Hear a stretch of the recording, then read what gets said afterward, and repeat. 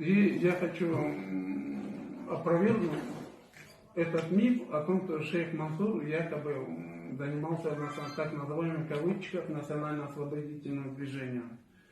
Ну, во-первых, там про нем очень много расписано. Первая версия, что он итальянец, родился в Италии. Это о нем говорит Поттер. Там подробно все написано. В интернете это все есть. Вторая версия, что он татарин, оренбургский. Это Дубровин в версии толкает. Он говорит, что он татарин, учился в Бухаре, там в Самарканде, в лучших мусульманских учебных заведениях Средней Азии. И третья версия это Дубровин. То есть я перепутал. Дубровин толкает мысль о том, что он шейх Мансур из селения Алды, чеченец, из Тейба или Станджой. Но я хочу сказать, опровергнуть это все. Ну, причина, почему хочу опровергнуть. Ну, во-первых, такой еще нации чеченца не было. Эти были лишь горские племена, ламройцы. Тогда не было, да, нации такой? И не то, что нация, народ. Вообще чеченский народ такого, как такого на равнине не было. Тогда не было, да? Тогда не было. В то время, когда эти события происходили 1785 по 1791 года, такого народа не было чеченцев. Чеченцы как народ появляются после того, когда Российская империя завоевывает территорию. Сейчас я вам покажу. Вот первое. Так. Когда Российская империя завоевывает Дагестан, в составе Дагестана, Шамхайства, и ходила Чечня до Ингушетии. А Ингушетия и Осетия, она входила в состав Российской империи.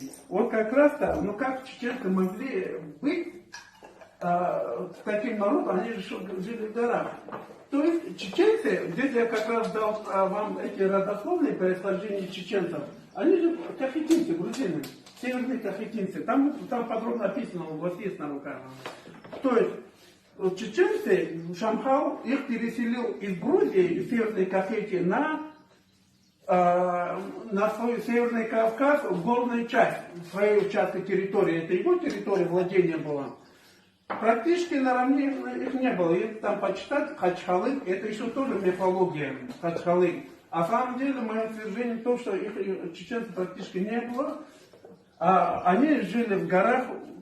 И этот народ себе сами разные племена, более 20 языков, их по-другому они еще назвали ламройцы, горцы, потом еще назвали новчи, это значит люди, принадлежащие к Ною. Ну, извини, все грузинские племена, все они грузины, все называют себе потомками Ноя, не только эти чеченцы. Значит, это говорит о том, что чеченцы до 17 века жили в Северной Кахетии. Северной Кахетии, это получается, вот она карта. Вот он. Вот Северная Кахетия. Чеченцы жили, это тогда не чеченцы, это грузинские горские племена. Это херкуры, тушинцы, башбийцы, шавы и другие кахетинские племена. Вот это более 20 языков. Потом Шамхал их переводит туда, на твои участки, горная часть Северного Кавказа, вот Ичкерия называется, отдаленная близость Ичкерия. Вот а Российская империя потом 1840-50 года их переселяет на равнину. Здесь что они пишут? Алды. На Алды на равнине, это чисто турская топонимика.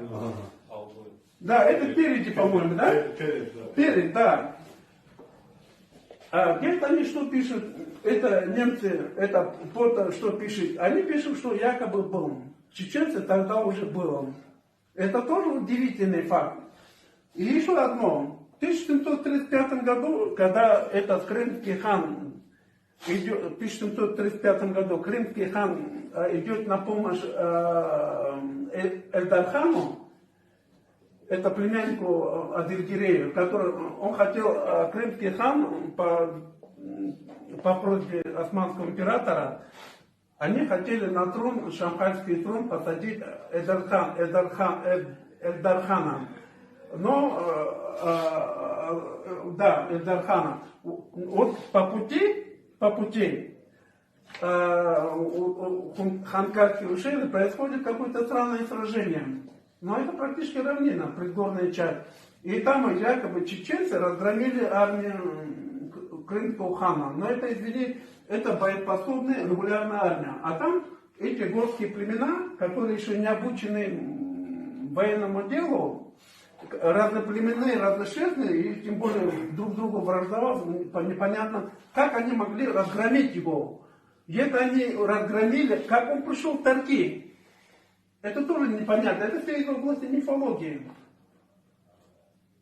Вот и еще я хочу обосновать в том, что шейх Мансур это липа. Может быть, этот человек был, может быть, он участвовал в каком-то событии, но что делают немцы из Российской империи, историки, они переписали историю Кавказа и нам навязывают шейх Мансура. Почему они это делают? Чтобы показать, что у этого новообразованного народа была якобы история, прошлая история. У этого новообразованного народа чеченского как будто бы была история. Вот для этого была создана мифология шейх Мансур. Но такого народа у них практически на равнине истории нету. До 1800, до появления Российской империи. После прихода Российской империи такие народы, как осетины, как ингуши, как вот это ингуши, даргинцы, этих народов лаксы тоже не были. Это вообще были горские племена, и каждого они назвали себя по обществу. Единственные, которые себе назвали аварцами, это были курзаки, чистокровные аварцы. А остальные были, их название было лезгинное. Но они себя еще назвали по обществу. Так, у них, у этих чеченцев, не было истории. И это шейх Мансур, была специально написана история, мыльный пузырь немцами Российской империи, чтобы показать, что этого народа, созданной Российской империей, якобы была еще древняя история. И еще удивительно, что кумыкские князья ему вдруг подчинились, и Шамхал как будто бы делать нечего, сидит, как смотрит, как на сторонний наблюдатель, а это там моросит. Он подбивает этот, и получается, он развязывает войну против Российской империи. Но это же автоматом называется объявление войны Российской империи. Но это же глупость. С его территории нападает на Российскую империю, это объявляется война, это фактически открытая война Российской империи. Но, извини, на этом территории есть хозяин. Вот посмотрите. Но на основании чего? Он кто такой, чтобы ввести это, ну я понимаю, хан, князь, государь. Или там, это государство. Там обычно здесь империя. Это Шахская империя, Султановская и Романовская. Ну, это Германская империя, то есть Российская империя. Вот это три державы. А эти мошки что там делают? Он среди них никак не может это делать.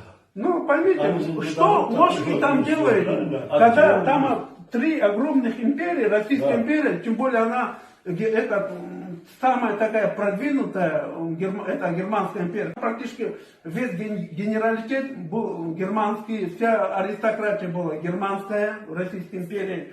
И они воевали по самым современным методам войны. У них очень сильные были огневая мощь.